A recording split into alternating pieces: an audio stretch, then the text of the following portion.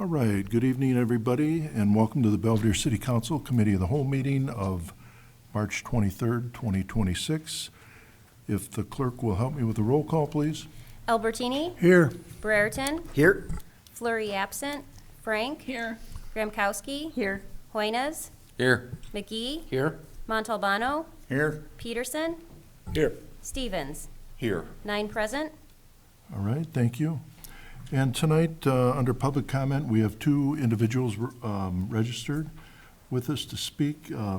First, we have Fort Zachary. Sir, if you'd come up front here, please. Yep.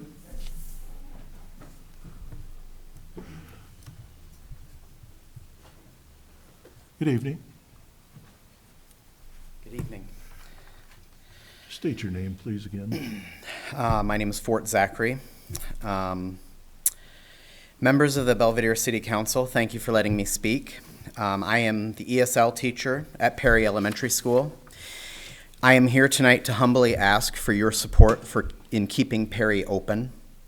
I'm sure you've heard that Perry is once again on the chopping block, just one election cycle removed from the last school board holding public hearings, gathering all the community input, weighing all the evidence, and voting 6-1 to keep Perry open, as well as directing central office to invest in Perry's future. Instead, central office has continued to funnel students out of Perry, continued to defer maintenance to the tune of $10,000 less every year, and even taken the $500,000 you gave the district, requesting it to be spent on Perry's roof and spending it on high school track and tennis courts instead. Now we are told that the community input of just 2 years ago is null and void. Based on a new poll of just 400 of the 46,000 people that live in the boundaries of District 100, the district wants to close Perry and build an early childhood center. I find it odd that we're putting so much stock into a poll paid for by the same development group that stands to financially benefit from its results. And I would love to know how many of the 400 people polled actually live in Perry's zone. I'm betting almost none. Based on these results, the board announced last Monday it will now explore closing Perry. Public hearings are scheduled in 2 weeks for Monday, Tuesday, and Thursday, conveniently none to take place in Perry's zone, with a vote to be taken immediately at the close of the last hearing. Just 3 weeks start to finish. That doesn't sound like a lot of time to deliberate or even consider alternatives. In fact, it sounds like they don't want our opinion at all. Perry is a neighborhood school worth saving. Perry is not just a functioning monument to the history of Belvedere. It's an example of all the things that were right in public education and the cornerstone of small-town America. It is a meeting place for parents in the community, a public square for making connections with your neighbors that you can walk to. It is a neighborhood park and playground before and after school, one that parents let their kids walk and ride bikes to because it's not across a busy 4-lane road. It's a place where kids and parents come out of their houses to meet and build social and civic connections that are sorely lacking in today's age of digital screen time. And even after being willfully neglected, Perry test scores and academic and social achievements remain among the very best in the school district because every teacher and staff member knows every student. That's the power of a neighborhood school. You, as city council members, are charged with protecting that. Once you pull a neighborhood school out of a community, there is no getting it back. Just look around at the state of public education in this country today and ask yourself, do the big, boxy, roof-leaking modern public buildings of today get the same results or represent the values of small-town America? I think not. And I don't think your constituents think that either. So please stand up for Perry. Come out and speak up at every public hearing. We need your support. Perry is worth saving. It's at least worth a fair debate. Thank you.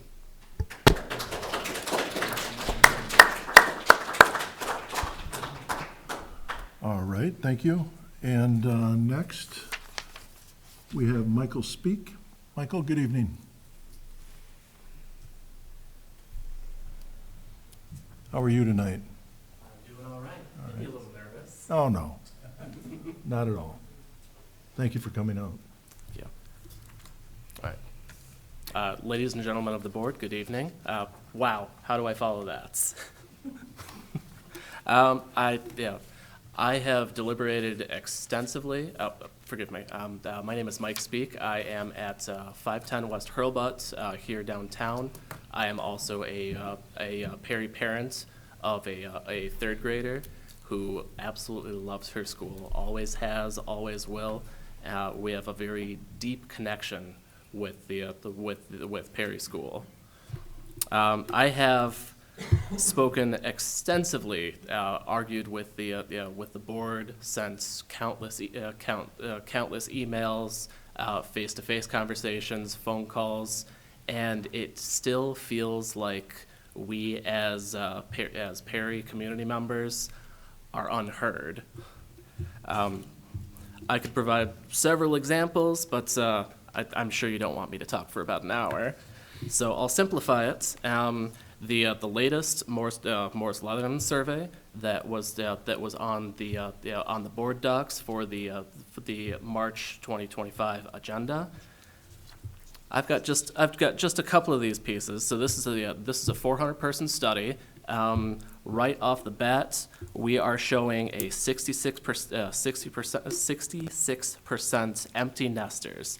That means that 2/3 of anyone that was polled out of these 400 people, they either don't have kids who are in Belvedere schools, or their kids are all grown up out of the home.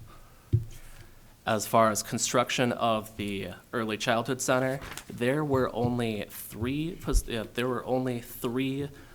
rebuttal questions throughout this entire survey. So the survey spoke at length about the demographics, about the support of the community, the support of our teachers, whether or not we have trust in the board, whether people want to see improvement on HVAC and other agenda items. The ones that came to mind in particular are for the early learning center, the development of an EC. Looks like 18% of respondents who voiced their support say that, well, it doesn't look like it'll raise taxes, so sure, I'm in. I'll talk about that in just one moment. And as far as the rebuttal, of those who are opposed, it said, would you still oppose knowing the district has a waiting list on early childhood? Would you still oppose knowing the district can't offer full-day classes due to lack of space? And yet, if this is supposed to be a survey, if this is supposed to be non-biased, why are you only showing one side of it?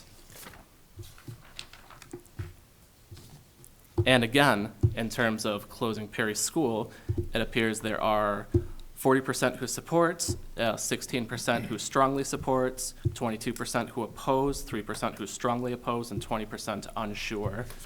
So it appears to be more or less 50-50 down the line. And yet, they ask a follow-up question, would you still oppose knowing the school would you still oppose closing the school knowing the school was built in 1897 and needs $14 million of maintenance and updates? Now, if you wouldn't mind, I'd like to address a couple of these questions side by side. In the first place, that $14 million, it's not a completely made-up number, but it's inherently biased. There were $7 million allocated to the capital improvement fund in the phase one of the district's master plan, which is estimated to cost between $110 and $150 million. One of those items that is not currently listed on the phase two yet is the EC. So how can we know for sure that taxes won't go up? Because if we don't want them to. Additionally, that $14 million in maintenance, $7 million was allocated. The reason being was that should cover the the elevators on the east and west wing that should cover the secure entrance, update the bathrooms, and do a building remodel up to ADA code. We know that Perry is an older school; it needs a lot of love, but these are things that have been pushed on and on and on, and that we have not seen any improvement for, what, 20, 30 years?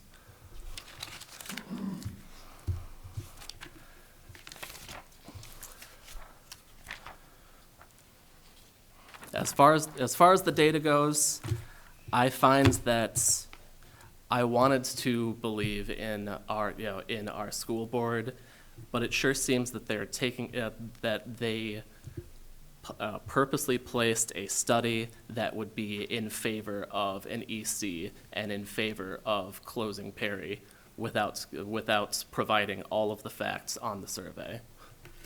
I humbly ask today that you voice your support, or at least gather some more information about Perry. We are a wonderful community, and as Mr. Zachary said, once it's gone, it's gone. We're hoping to stay here today. Thank you. Michael, can you give the dates of the meetings? Yes, absolutely. So the board documentation, if you go to the District 100 website, there was a meeting this past week in March. That's where you can. That's when this study was done. There was also a demographic study that was completed that left several unanswered questions as to why Perry is not at its full capacity. That was in February. And as far as the January meeting, that is when we were first told that maybe we don't want to invest in Perry, even though we were already promised 2 years ago that they would invest in our community. And when is the next meeting you said?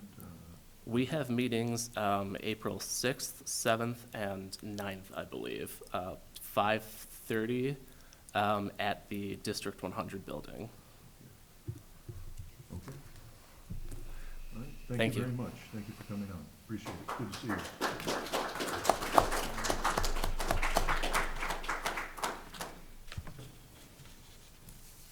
Okay.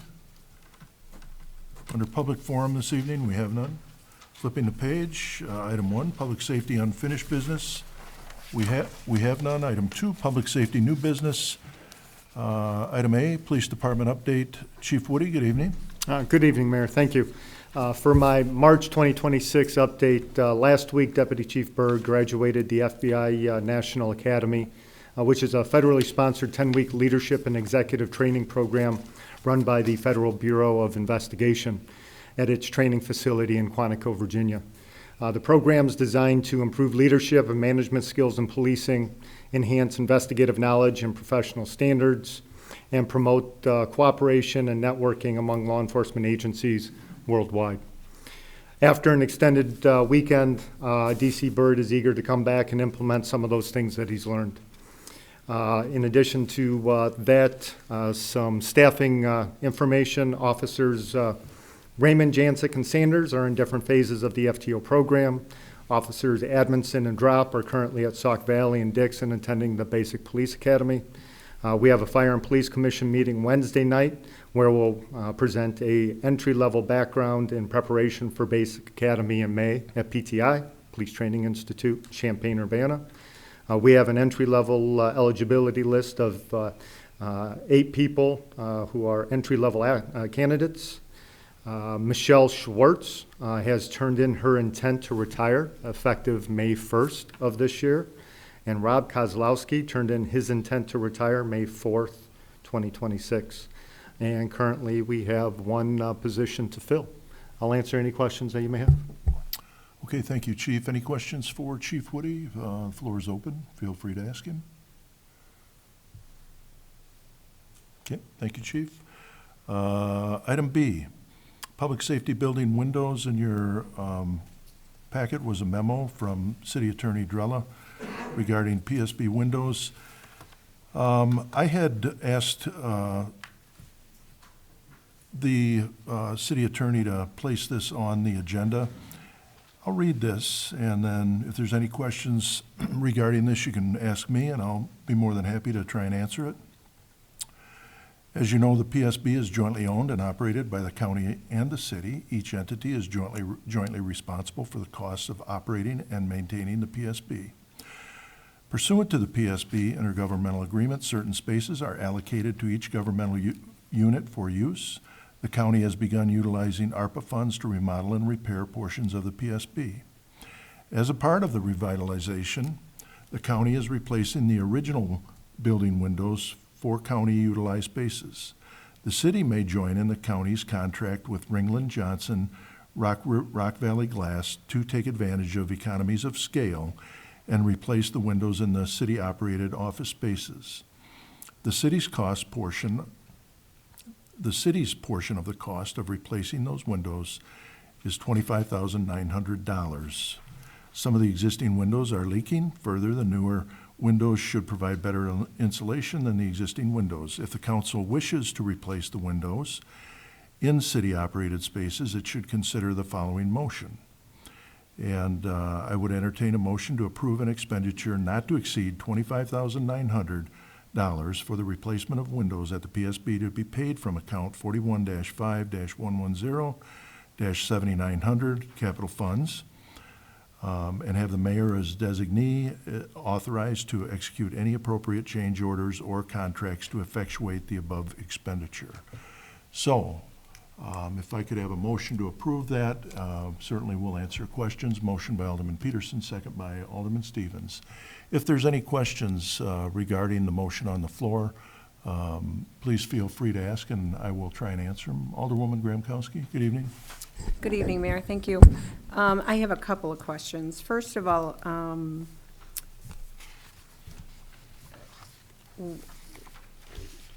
does the city pay a portion of electric heat for that building, or do we pay half, or do we just pay for the square footage that we are allowed to use? The city pays, I believe the city pays half of everything at the county, but if I'm incorrect, please, and also, Alderwoman Gramkowski, later on in the agenda, we have something coming up that I felt was important, because I think that's right. I think we share in all the expenses, and we have been considered the operator, and the city, the county is considered the owner. With that, we incur 50% of the expenses, and later on, you'll see that I've asked for 50% of the generated funds. So, in answer to your question, yes. Mayor, I think you're referring to the landfill. I am. Oh, I'm actually referring to the solar panels. Right, we're Yeah. actually on the PSB. Yes, yes, Okay, so I yes. So yes, the PSB building itself is owned jointly by the city and the county, pursuant to an incredibly old intergovernmental agreement which has been extended and modified slightly from time to time. We do pay essentially 50% of the operating expenses. Heat, things like that. We split 50-50. Some of the departments, for example, records, is on a 50-50 basis with the county as well, and they provide services to both the city and the county. It is only the PSB building. The jail is a separate entity, and that's fully on the county, as is the courthouse. But the PSB building is generally a 50-50 deal. The allotment of space, somebody a long time ago actually sat down with a drawing of the interior of the building and mapped out who gets what space and what they can use. And it was pretty much on equal basis. For a while, the county sheriff's department had actually moved their patrol completely out of the building, which actually allowed us to use more of the space for a period of time. But it's pretty much an even split. And where I was going at, just not this, I didn't want to create any confusion, but we are going to see where the city council has asked that the county provide half of the revenue from the solar panels that they have placed on the landfill. Now, I know this is different, but we do inherit, I know that the landfill is different, but also the landfill has certain expenses. We are half owners on the landfill. We are half owners, and we also inherit half the cost of the PSB. So I think as we look at this, that is in the area of the police, of our police department at the PSB. And in this case, I would think that we would probably want to, as long as they're there doing them, I think there is some savings in scale that they're there, so.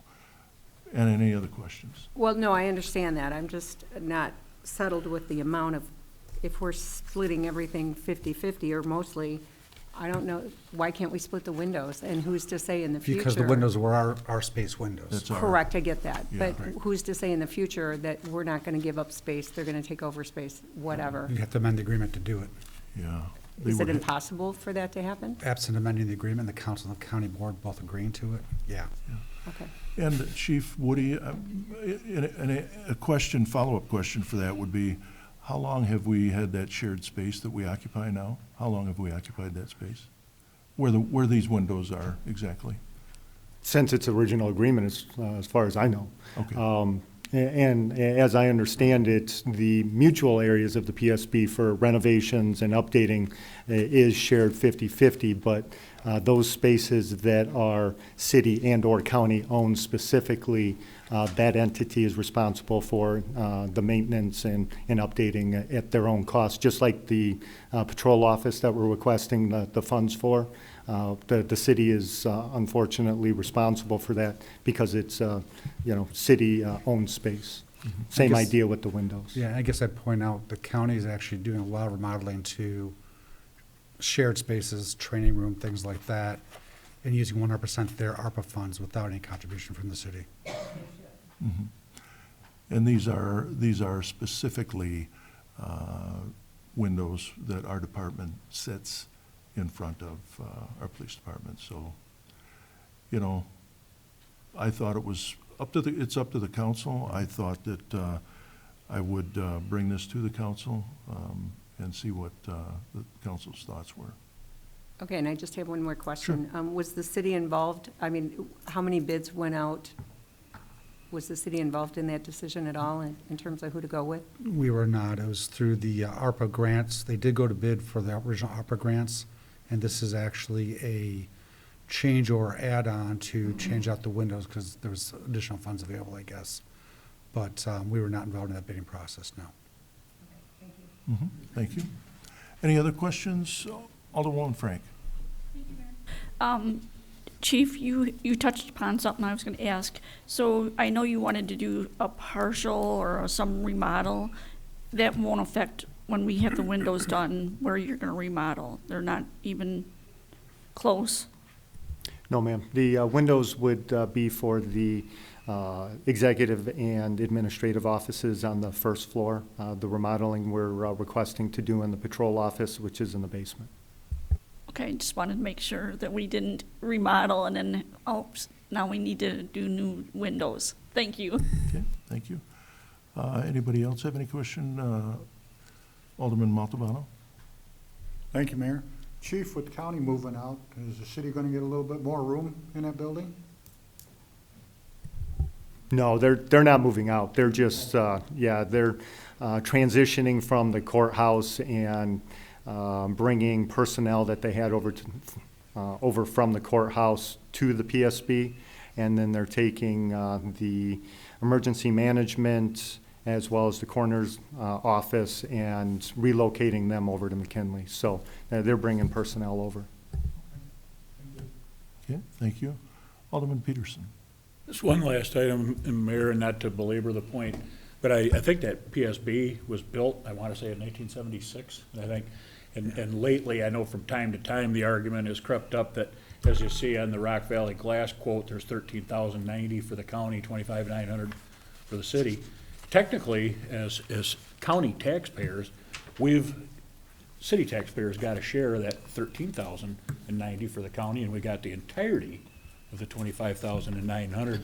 I don't think that was ever addressed much when the operating agreement was first inked in 1976. Nobody really thought about that, but ever since then, I know it's never far beneath the surface.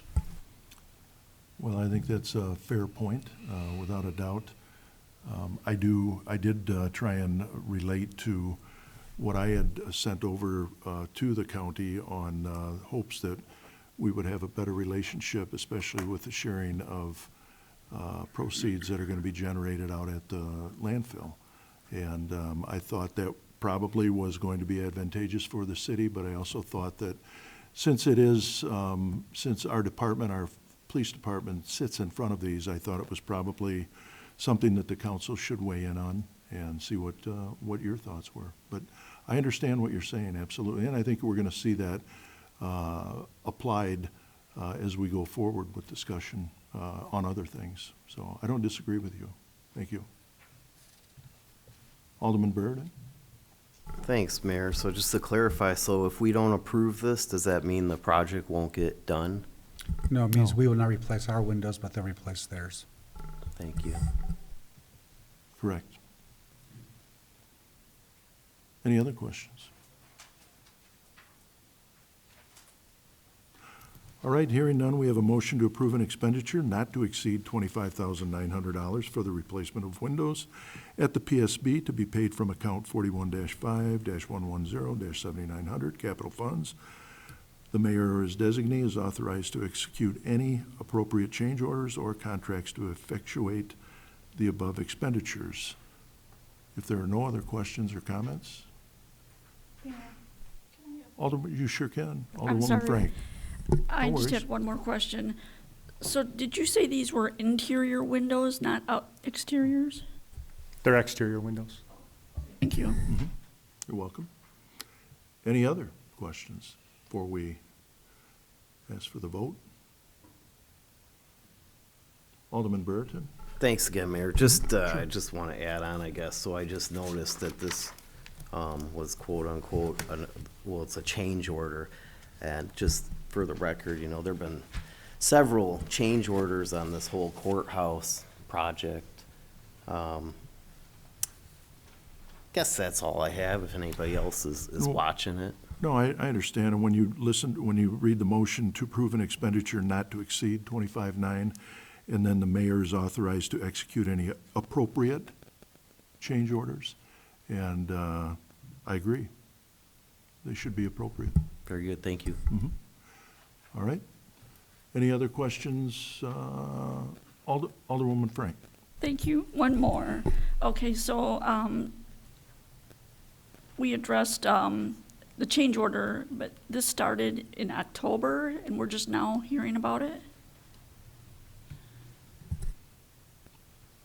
The county had asked me, as I had said, the county had asked me if I would be willing to pay these, and at one time, I didn't think that it was appropriate that I bring this to the council for a variety of reasons. And, but now I do think that it's a council decision, and you have them. They're still doing work up there, so it still is appropriate time. But there's no secret that I had not had a good working relationship with the county. I think everybody knows that. When the permit fees became an issue and it was made public, it was not my fault that they came, they didn't ask the city for $211,000 for me to waive, and I had, you know, I was definitely, that was definitely a problem for me, and a problem that was not my fault. But I certainly, as I had said then, I do not have the ability to approve an invoice of over $15,000, and why in the world I would ever approve $211,000 for waiving permit fees is beyond me, that they would even ask. But they didn't until after they had already decided they were gonna evidently plan on getting that money. But not my fault, but there were some subsequent issues that went along with it. And I think we've done better. I think I've had a better understanding with them, and I think they have a better understanding of me. So, look at there. Somebody's calling me from the county right now. So, anyhow, I guess we do have a good understanding, I guess. But anyhow, so that's a little historical, but it is related because, you know, I think it is important, if we're going to get along, we treat each other with respect. And I think it is important that we don't ask people to do something that would be, at the very least, it would be, I believe, for me to have done that with the permit fees would have been malfeasance of office and probably illegal. And I took exception to the fact that they wanted to blame me for the fact that they didn't get it right in asking. They should ask the council. They finally did. And the council declined. So, thank you. So, anyhow. Any other questions? Alderwoman Gramkowski? Sorry, this will be my last one. How much space what's the ratio of space for the PSB versus the county? Close to. Shane, unless you know offhand, I can get a copy of the agreement, can see the map if you'd like, but. I mean, are we talking a half, a third? Yeah, all I can tell you is it's supposed to be 50/50. Yeah. Now, there has been some division where the county has actually allowed the city to utilize some of their space because we had growth that exceeded ours, but that has since changed with the remodel. So we've had to make some revision, which prompted us needing to look at remodeling the patrol office. But the space itself is supposed to be split 50/50, hence that's why the cost for the PSB is 50/50. Okay. Any other questions, any other comments? Floor is still open.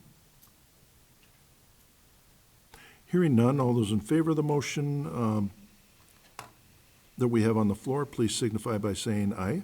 Aye. And any opposed? Okay, motion passed. Thank you very much. We will see this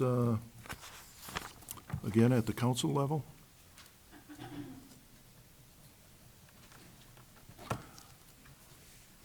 Item C.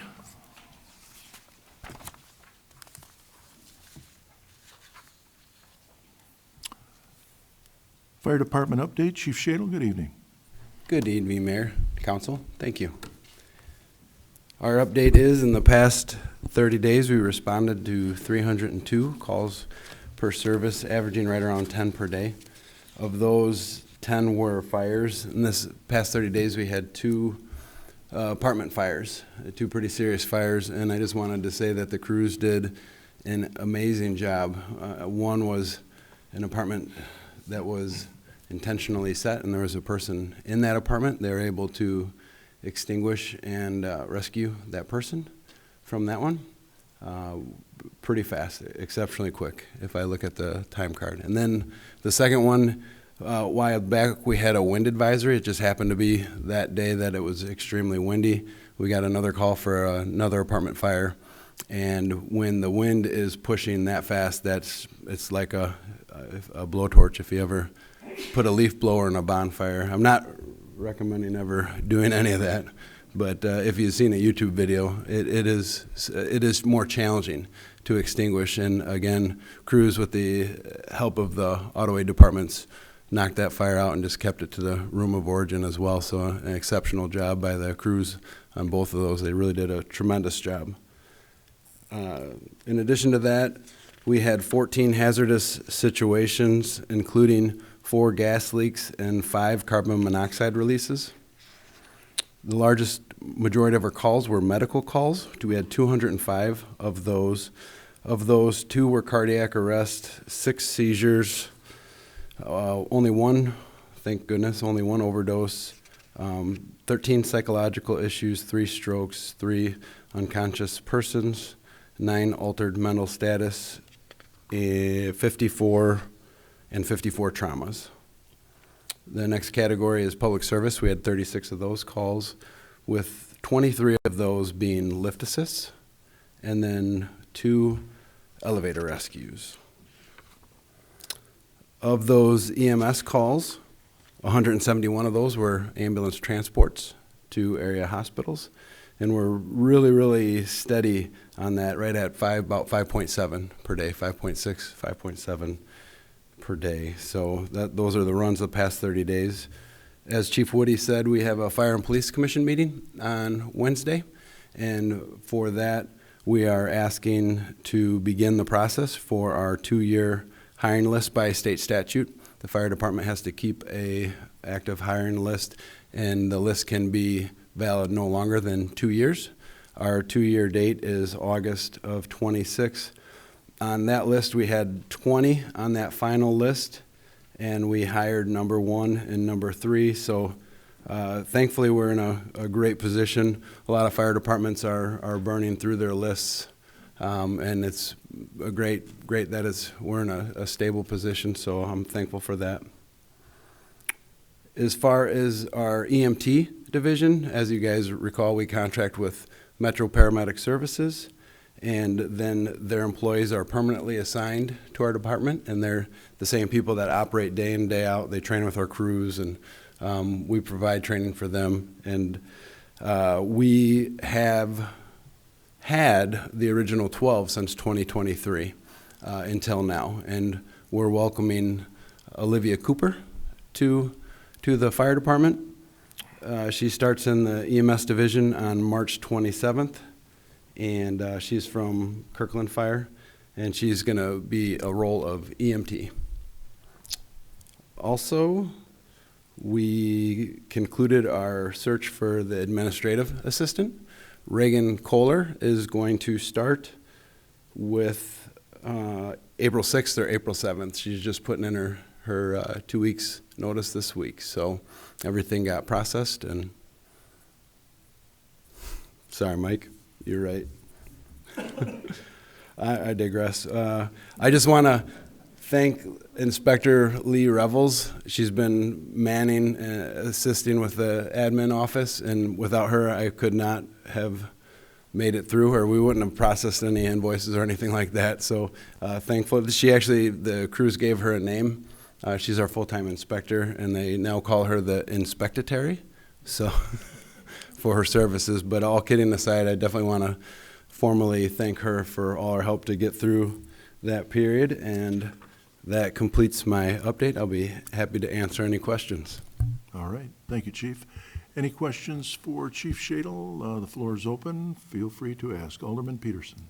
Thanks, Mayor. Just a curiosity on the overdose. Chief, we've talked before, you don't have a breakdown on whether those are opiates or prescriptive overdose calls? No, there's no breakdown to actually see the nature of the call, because it could be someone who took too much medication on accident, or took the wrong medication, or a child. So they're all classified as that. I'd have to actually read the report into it to see the cause.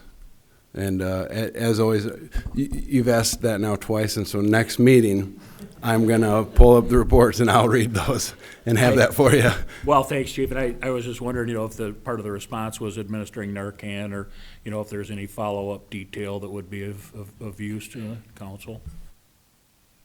Yeah, it would include all that. There'd be certain information I'd be able to obviously share, and some not. But the next month I'll pull up the narratives of those, and I will find that for you. I appreciate it.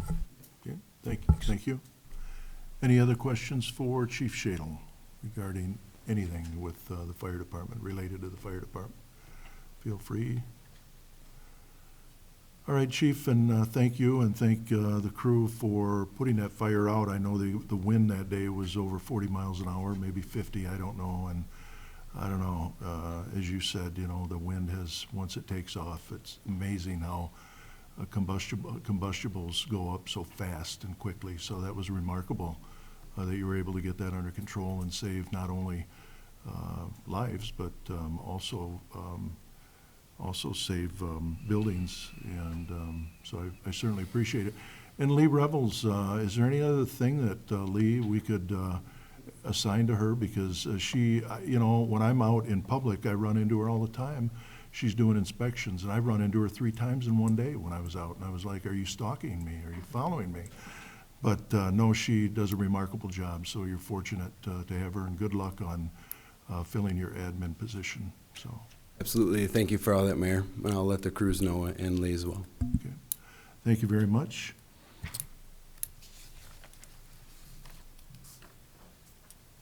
Item D, amendment, Chapter 46 of the Fire Prevention and Protection.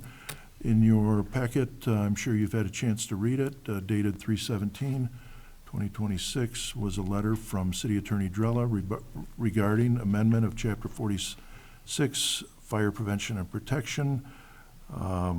If there's any questions on that, feel free to ask if you want me to read it. I will certainly read it.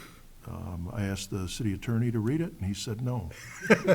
Well, in So- Parks, I'm sitting here looking, I just spotted a couple of typos that I should have caught when I first reviewed it. Essentially, for those of you that may not have had a chance to look at the whole thing, our current code, of course, allows inspectors to inspect buildings when they have a reason to believe that there is a possibility of there being a code violation. The current code requires annual inspections for commercial or multifamily buildings that have a fire suppression system or integrated fire alarm systems that have to be inspected annually. State law for a non-home unit of government requires a life safety inspection for every commercial or multifamily property, whether or not they have a fire alarm system or suppression system. But it only applies to non-home units. I don't know why. It was one of the most bizarre statutes I've ever looked at. So we had a situation come up not that long ago where they wanted to go in and inspect a property, and the owner said no. Luckily in that one, the building was supposed to be suppressed, and we could see that it was not functioning properly. So it was very easy to go get a warrant from a judge saying, let us in there and look around, which we obtained. All this would do would be to, if an owner said no, because right now we do those inspections and they let us in typically, and it's not an issue. But if there was an owner that said no, we could go to a judge and say, Judge, we have an ordinance that requires annual inspections. The owner said no, then the judge would issue the warrant so we could go into that property and look around. But the whole purpose is to really look around the buildings, to make sure that they have the proper fire escapes, aisles, they don't have combustibles piled up in the wrong place, real high and things like that. And where it's really going to apply, if you think about it, your downtown buildings don't have suppression or integrated fire alarm systems. So it'd make sure that you could get Lee Revels into those buildings to look around on an annual basis. So if you have any questions, I'd be happy to answer them. If I could, the recommended motion on this would be a motion to amend Section 46-54 of the Belvedere Municipal Code to provide for mandatory inspections of commercial, industrial, and multifamily structures in the city of Belvedere. This motion will return to you in ordinance form. If I could have a motion to that effect, please. Motion by Alderman Peterson, second by Alderman Stevens. Thank you both. Any questions, Alderman Peterson? Thanks, Mayor. I just going to say, and the obvious thing is that this would involve only the common areas. Is that correct? No. It would include all areas of the building. I would want to mention that this doesn't change inspection procedures whatsoever. And the assumption is that this regulatory framework, I had thought it already existed because it's extremely common. It's actually the annual fire inspection program is the goal for fire protection, community risk reduction programs. It's the goal. But so this doesn't change how the inspection goes out. We don't go into, say it's a multifamily common hallways. We go in the common hallways, exit signs, non-obstructed, smoke detectors, that's it. The private residences aren't inspected. It's the only things that are inspected are to be able to enforce the provisions of the code. And so there's not a free reign of the building. It's, if there's certain codes that you're looking for, you go directly and you look for that. It's not an invasion of privacy. It's just a fire inspection. The largest thing we see usually from these are exit signs that are not working or egress doors that it's very common if you don't go in on a regular basis that they'll say it's a store, they will pile up stuff, and so you can't even get to the fire alarm system or you can't even get out the door. So it's things like that. So this doesn't change our process whatsoever. It is a fair, it's based on the codes, no more, no less. So in answer to the question, it does not just limit to the common areas. They can inspect any portion of that commercial or multifamily building.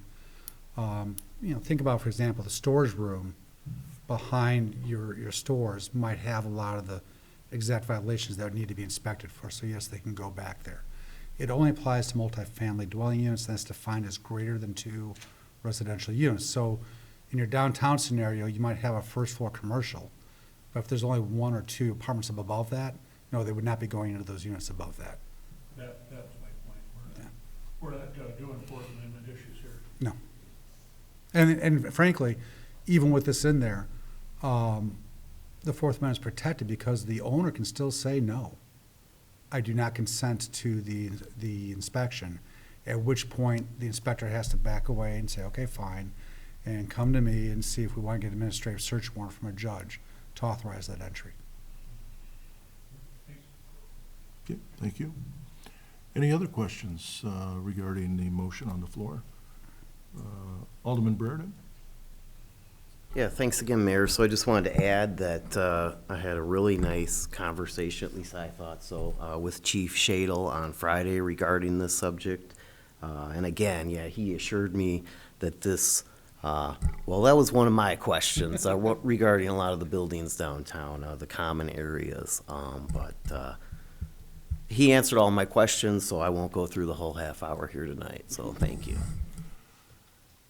Yeah, and I can understand those concerns. I can also understand that when the buildings are all attached, as they are downtown, and you have, for instance, common areas that people may not have exits, or exit doors may be shut, or what have you, certainly they're connected, and if you have a major fire, you've got a lot of things that could be made a lot better for life safety, and I think that in itself is one of the reasons why this is forward, but I don't think there's any more, it doesn't really give the chief any more authority than what he had. So, but I do think it makes it explicit that we're going to try to do our very best, and I certainly appreciate it. So if there's any other questions regarding the motion on the floor is open.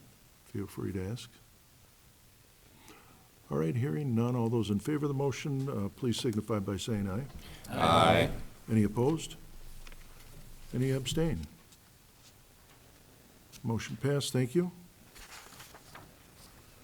And item E, 2E, block party request. In your packet was a memo from the Ida Public Library, Director Mindy Long, for a block party street closure dated Thursday, June 11th, 2026, from a time that will run 9 a.m. to 1 p.m. Streets they asked to be blocked off would be Madison Street, from North State Street to Kishwaukee Street, and it appears that the residents in that area have been notified. If I could have a motion for approval, please. Motion by Alderman Hoynes, second by Alderman Peterson. Thank you both. Any questions regarding that motion? Feel free to ask.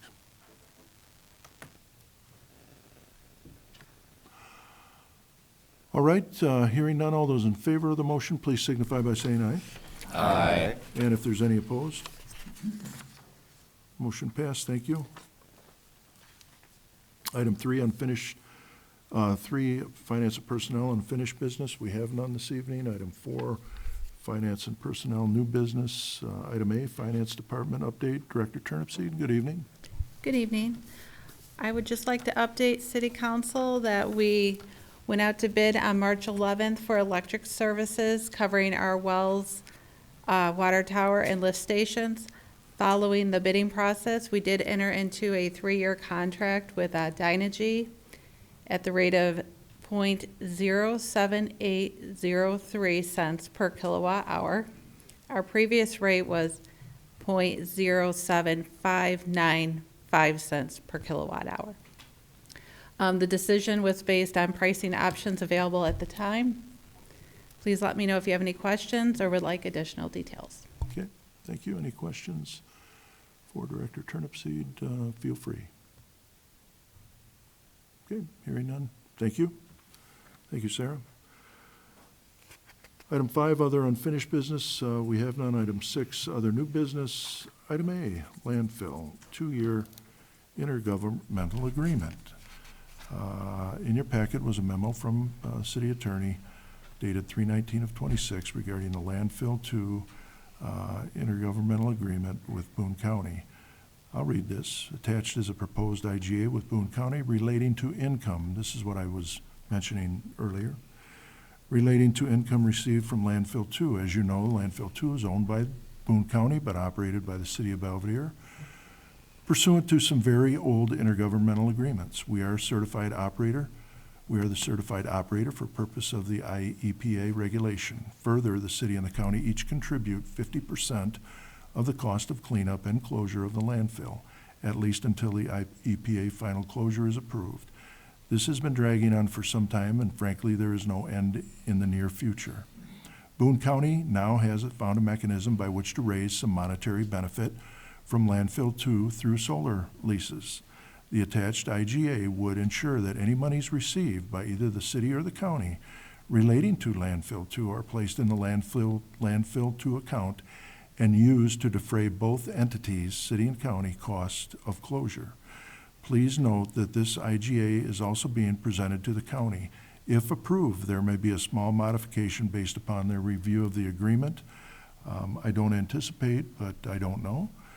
So if I'm asking for a recommended motion to authorize the mayor to enter into an intergovernmental agreement with Boone County relating to revenue sharing arising from utilization of Landfill 2 in substantial conformance with the intergovernmental agreement presented with the city attorney's March 19, 2026 memo. If I could have a motion to that effect, please. Motion by Alderwoman Frank, second by Alderman Hoynes. Thank you both.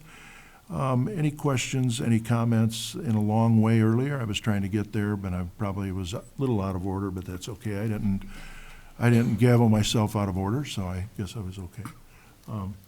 Anyhow, Alderman Montalbano. Thank you, Mayor. Thank you. Are we going to get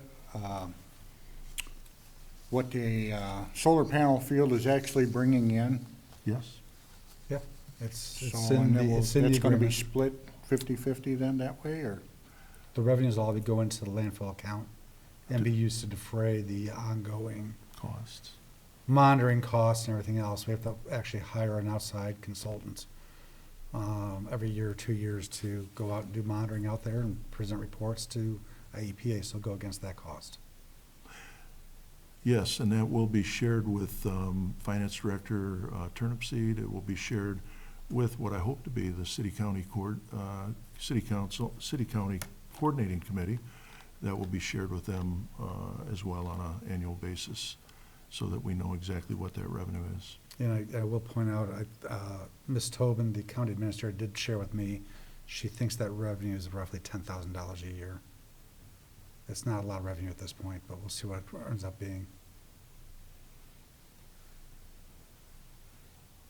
Alderman Peterson? Thanks, Mayor. This might be a distinction without a real difference, but both in the cover letter and in the first paragraph and then in paragraph 4 in the body of the agreement, it continues to refer to the city as the operator of the landfill, and it seems like that's probably kind of a dead term, and can we get that retired? Nope. EPA requires a certified operator for landfill, even though it's not operating as the way you think about that. And we are, by definition, by appointment by the EPA, the certified operator for landfill, even though it's not really operating. Because where that really rankles is we share, as a county taxpayer, we get to share in our ownership pot portion of that. But then as a city taxpayer, we allowed ourselves to get saddled and be called the operator of something we didn't. So now we get an extra special. All our liability is the same, except the city gets a little extra helping that we didn't ask for. That one actually dates back, I think, even before Brent's time. 1973, I think. When the city was looking for a new landfill very quickly. I think our current landfill is either full or being shut down or something. But the county owned that landfill, so they said, yeah, go ahead and use it, but you gotta be the operator. And we have been since then. Alderman Peterson, you probably even know better than I do, but I believe that was in the 70s, 73 maybe was the original. I don't know, Brent, does that sound right or no? Or Correct. The original, the city's first municipal landfill number 1, as you know, we still continue to maintain that one. It's often been said, once a landfill, always a landfill, and that is the case. So I will never, I don't think you're ever gonna see landfill 2 go away, neither are you gonna see landfill 1 go away, where we'll get a final, basically get out of jail free card from the IEPA. But landfill number 1, next to in the Spencer Conservation Area, Conservation District, now owns that property that originally was the city's first landfill. That was closed in 1973, and hence then at that time, a new site needed to be found for the city's municipal waste, and that's when the county stepped up and the agreement was made for the county farm property. Of course, I think that relates back to before we went to having simple licenses for haulers, we had a city hauler at that time, like we do now. They went directly to that landfill. Yes, and then the landfill business has definitely changed a lot since then, and what those requirements are. Alderman Peterson. Yeah, I think at the time it was just the city's dumb luck that they didn't have people sitting in the city council that had the most shrewd mind for what was about to hit them. I'm just glad we didn't agree to be called the operator of the McDuane landfill also. And Superfund didn't come around until 1980, so how the city agreed to take an operator's title, which would eventually snare us in the liability scheme, as well as the owner. I mean, I guess we were just the most unlucky people in northern Illinois, probably. Well, I would venture to say there's probably lots of other municipalities that are in the same position that the city of Belvedere finds itself in as well. And you're right.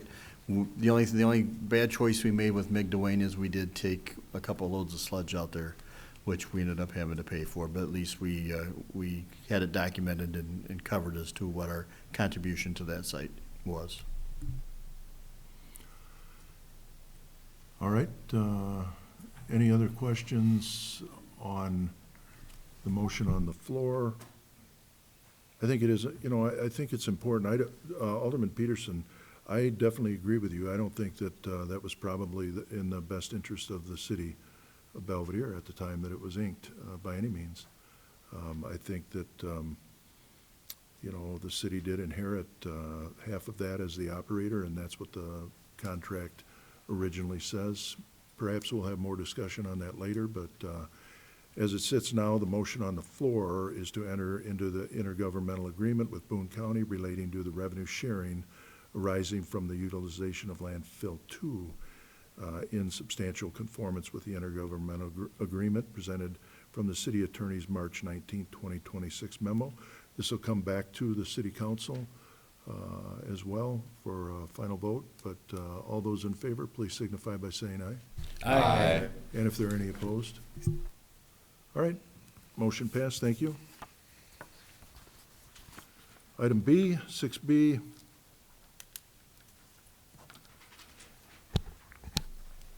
In your packet is a memo from Director Anderson dated 3/17 of 2026 regarding something we've been looking for. We did have capitalized, but it's 10-yard and a 5-yard dump truck purchase for the street department. Director Anderson, good evening. I'll go ahead and take this one. Brent can do the next one, so thank you, Mayor. Assistant Director Jordan Keck, thank you, Jordan. So the FY '27 street department budget includes $150,000 for the purchase of a 10-yard dump truck. We have identified 2 used dump trucks, a 10-yard and a 5-yard, that would allow us to replace the 1987 Mack DM and the 1998 Mack CS, both of which that have been out of service for the past 3 years. The available units are a 2014 International 7400 10-yard dump truck with 29,274 miles, priced at $50,000, and a 2014 International 7400 5-yard dump truck with 22,206 miles, also priced at $50,000. So there's a spec sheet for both those vehicles in your packet for reference. At this time, we're looking to reserve both units, subject to our final inspection with payment in September and delivery in September as well. So there's going to be 2 different motions here. The first one is we recommend approval of the purchase of the 2014 International 7400 10-yard dump truck from Lakeside in the amount of $50,000. This purchase will be funded through capital line item 41-5-752-8300. Okay. All right, if I could have a motion to that effect. Motion by Alderman Stevens, second by Alderman Montalbano. Thank you both. Any questions, any comments regarding the motion on the floor? Feel free to ask.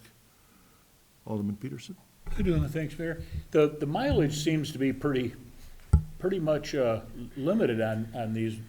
Jordan, was there, I noticed on the Lakeside Carfax, where both of them answered, has the vehicle been in a wreck? And neither one of them was answered. Just wondered how come neither one of them really have all that miles on them, considering, 10, 11 years old? I guess I'm not too sure why that would be. I would just assume based off of the use of whatever they were doing with the vehicles. And in regards to the wreck, I would assume it hasn't been in a wreck. And of course, like we said already, all of this is subject to our final inspection. So our mechanics will go out there and take a look at the trucks, make sure everything looks right. And if it doesn't, then we can back out of the deal. Okay, thank you. Thank you. Any other? Alderwoman Frank? Thank you, Mayor. Did we, I can't remember, but did we just purchase a dump truck, like a five-yard dump truck? The street department purchased a brand-new 10-yard dump truck. And the cost of that brand-new one was close to $300,000. So, we had originally budgeted for the new 10-yard at $300,000. The budget was reduced to $150,000 with the anticipation that we could find a good used vehicle for that cost. And as it turns out, looks like we found 2 good used vehicles for less than $150,000. So looks like it's worked out definitely in our favor this time around. Okay. Does this complete our list of trucks that we need to replace? I would say it doesn't complete it. It just gets us closer to where we really should be. Okay, thank you. Okay. All right, thank you. Any other questions for Director Anderson or Assistant Director Jordan Keck? Feel free, soon-to-be Director. Feel free to ask. I will say I've always appreciated Brent being frugal, and he is frugal. And I think Jordan is the same way. They value taxpayer money, how it's spent.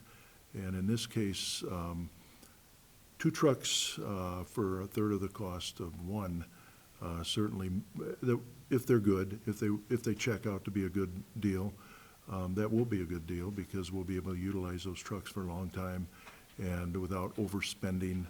And just because they're older doesn't mean they're not any good, right? So, all right, Alderwoman Gramkowski? Thank you. So for the trucks that are out of service, do we still have those and will we get scrap value? Yes, we still have those, and then we'll look to auction them off or scrap value, whichever's higher. And just for the record, how old were those trucks we're replacing? One of them's from 1987, and the other one's from 1998. Okay. I right. think we got our use out of those. I'd say you're very frugal, and yes. All right, any other questions? Hearing none, all those in favor of the motion, please signify by saying aye. Aye. And if there are any opposed or any abstentions? All right, motion passed, thank you. And then, so the second motion we'll I'm be looking sorry. for is, we will recommend approval of the purchase of the 2014 International 7400 5-yard dump truck from Lakeside International in the amount of $50,000. This purchase will be funded also through capital funds. Okay, so I would need a motion on the floor for that. Motion by Alderman Montalbano, second by Alderman Hoynes. Thank you both. Any questions regarding that? Much the same with the mileage and what have you, but little smaller truck. Those are stainless steel boxes, is that correct? The 5-yard has a stainless steel box on it. 5-yard has a stainless steel box. Okay, thank you. Any other questions for Mr. Keck? Feel free. Hearing none, all those in favor of the motion on the floor, please signify by saying aye. Aye. And if there are any opposed or any abstentions? Motion passed. Thank you. Thank you, gentlemen. Item 6C, well, number 7, repairs in your memo, in your packet is a memo from Director Anderson dated 3/17 of 2026 regarding well number 7 and the repairs that are to be needed. Director Anderson. Thank you, Your Honor. Memo in the packet, the FY '27 budget includes $200,000 for the rehabilitation of well number 7. Unfortunately, the well quit pumping Thursday night, March 12th. We contacted two well companies to help us out. The last two that has done work for us, Water Well Solutions and Municipal Well and Pump. They gave us a proposal to come and pull the pump to the ground surface. They were within a couple $100 of each other. Water Well Solutions said they could mobilize and be there in a couple days. Municipal Well and Pump schedule was more filled up. They said it would be at least 10 days before they could come out. So we notified Water Well Solutions, and they arrived on March 18th to pull and inspect the pump assembly to determine the needed repairs. In addition, the borehole will be videoed to determine the current condition and recommend any needed rehabilitation. This well was last rehabilitated in 2017. I talked to the contractor this afternoon. They have got everything out on the ground. The pump can turn, or the motor turns by hand, which is a good sign. The wire cable looks to be in good condition, so hopefully we'll be able to reuse that. They will be taking the pump assembly back to the office back to their shop to run through and clean up and recommend the needed repairs on that. And the videotape will be done here in the next couple of days, so I'm hoping by Monday's council meeting I'll have a little better direction. I can tell you that the cost to videotape the borehole is $1,800. The cost to mobilize and pull the assembly out of the ground was $16,610. And like I said, the budget includes $200,000 for this work. I will need a motion to waive the bidding requirements to complete these emergency repairs. Up to the council on how you want to do the cost. We can do the cost that we've currently incurred. I can do a cost not to exceed the $200,000 that we have in the budget. This work will not be done, or the bill probably will not be paid until after May 1st when the new budget takes effect. So that, as far as that goes, that works in our favor. So I will hopefully have a better feel for cost-wise, hopefully by Monday night's council meeting that I can provide. But it is critical that we get this back in the ground and get it to be pumping water again with wells 3 and 4, as you know, have been shut down. So I guess I would make the recommendation now to waive the bidding requirement for the emergency repairs to well number 7 to be completed by Water Well Solutions and approve a not to exceed amount of $200,000 to complete the necessary repairs and rehabilitation to well number 7.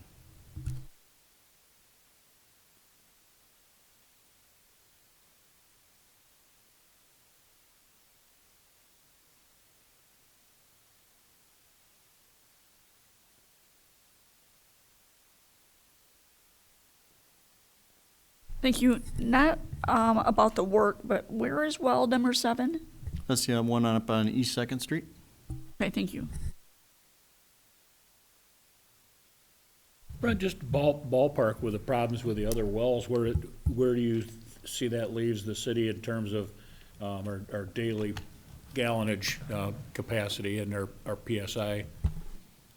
Right now, we're okay. Fortunately, it happened in still early spring and not in the middle of summer, so that's a very good thing for us as far as usage-wise. So right now, we're okay, as long as everything else keeps running that is currently in operation.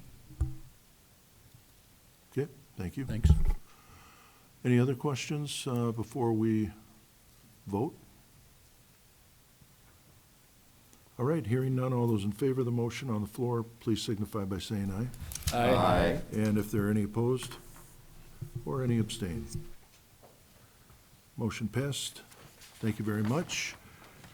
And that is all we have on the agenda this evening. If I could have a motion to adjourn, please. Motion by Alderman Hoynes, second by Alderman Peterson. Thank you both. All those in favor of adjourning, please say aye. Aye. Anybody want to stay? For the record, we adjourned at 7:09 PM. Thank you, everybody, and have a good rest of your evening.